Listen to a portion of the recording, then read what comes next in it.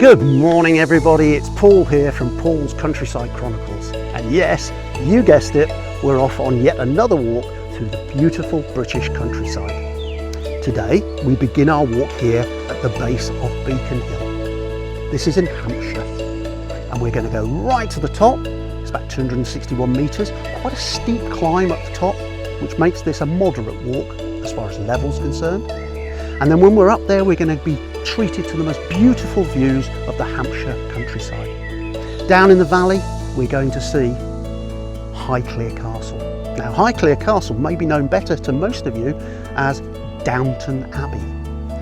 Yes, that's right, Downton Abbey from the TV show launched in 2010 on ITV. We're going to then descend all the way to the base again and walk through the countryside and make our way into Highclere Castle.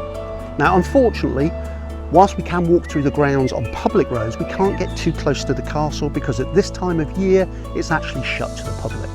However, we will still get some beautiful views, and we're going to visit the local chapel which belongs to the estate. So once we're finished there, we'll make our way back to the base here of Beacon Hill and we'll close out the walk. Now, I don't know about you, but I can't wait to do this walk. I think it's going to be absolutely fantastic. So come with me now and let's do this together. Let's do this.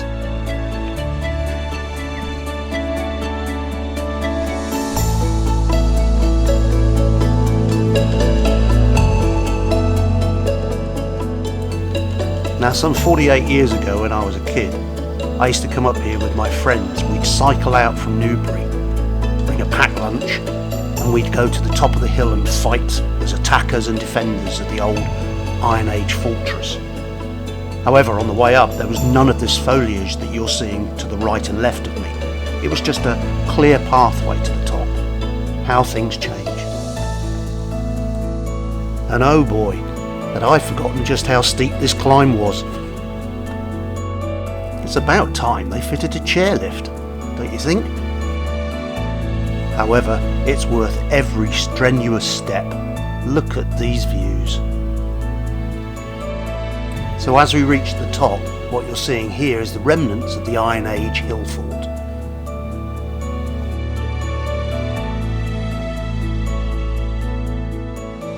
So at the very summit of the hill, we're coming across the triangulation station, or informally known as the Trig.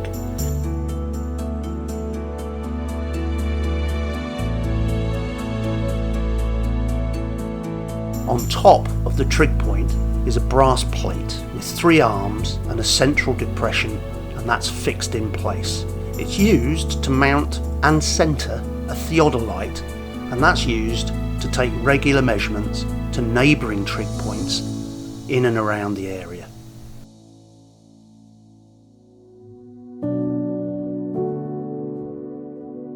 We're going to make our way to the back of the hill now, where the 5th Earl of Carnarvon is buried.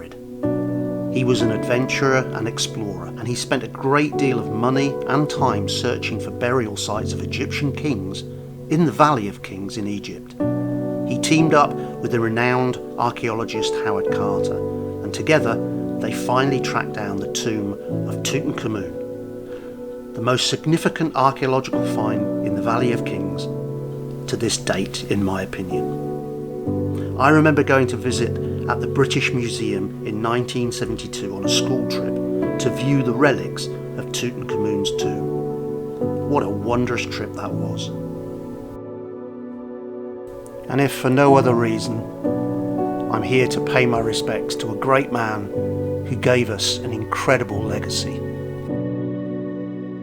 When in 1922 he brought history to life for us all to see and experience, sadly dying just a year later from blood poisoning.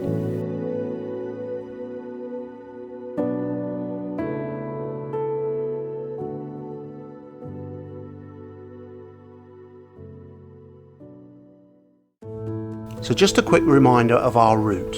We're going to drop down from the top here at Beacon Hill into the car park, then we'll cross over the A34, Old Berkeley will be to our right, and we're going to follow the A34 on a back road all the way up towards Whitway. just before Whitway, we're going to cross back over the bridge and then into the Highclere estate.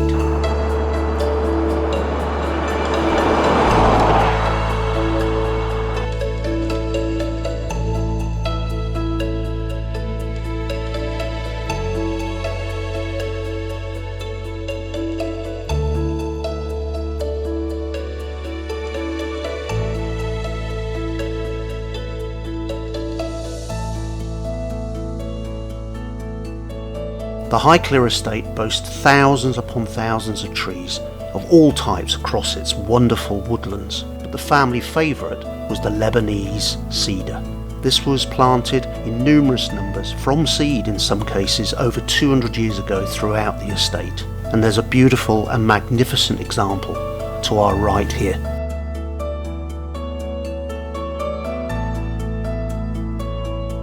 So as we make our way through the estate, we finally come to the family chapel. The chapel was built by the 3rd Countess of Carnarvon as a place of comfort to those who grieve.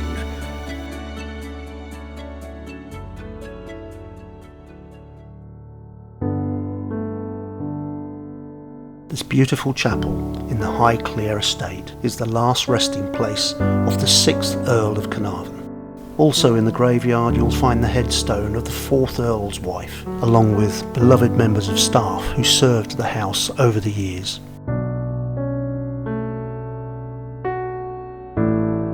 Also local dignitaries and members of the forces.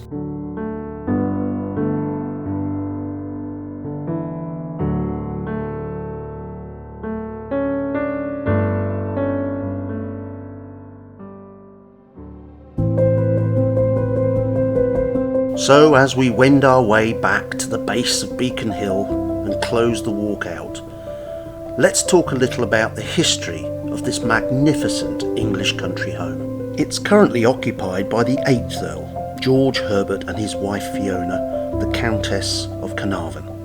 The castle itself is a Grade 1 listed building built in 1679, when the land that constitutes Highclere Castle estate came under the control of the Bishops of Winchester, and they held this land very happily for some 800 years.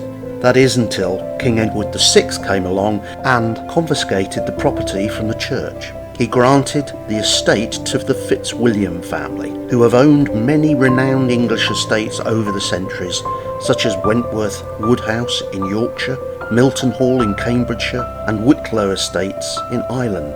Now in 1679, the property was purchased by a politician, the future Attorney General Robert Sawyer.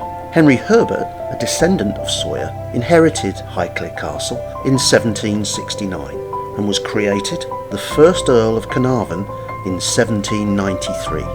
He brought in the noted landscape architect Lancelot Brown, better known as Capability Brown, to landscape the 5,000-acre estate.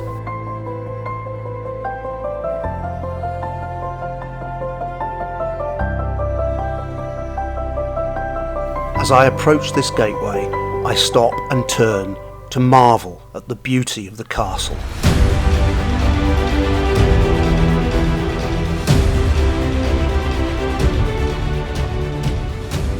The 3rd Earl in 1838 commissioned the architect Charles Barry, better known for the design of the Houses of Parliament, to remodel the manor house completely in the Elizabethan or Jacobean style.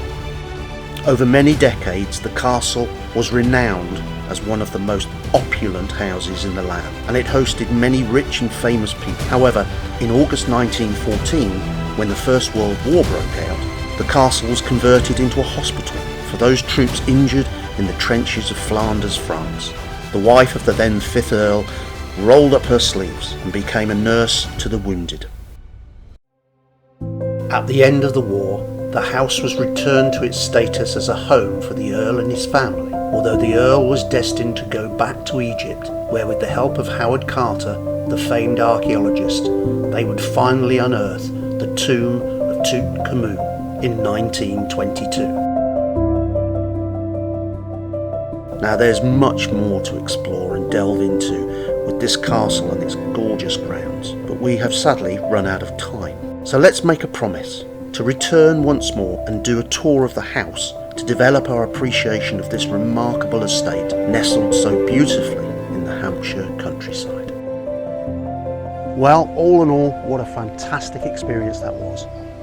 I don't know about you, but I really enjoyed that walk. Some of the views were to die for. First and foremost though, I'd like to thank you all for taking the time out to watch these videos and support me in what I do. Could I ask though that you give me a thumbs up if you thought it was good, and subscribe if you can. Well, we have come to the end of the walk sadly, and it's time to go. But I look forward to seeing you on the next one, and remember, keep walking.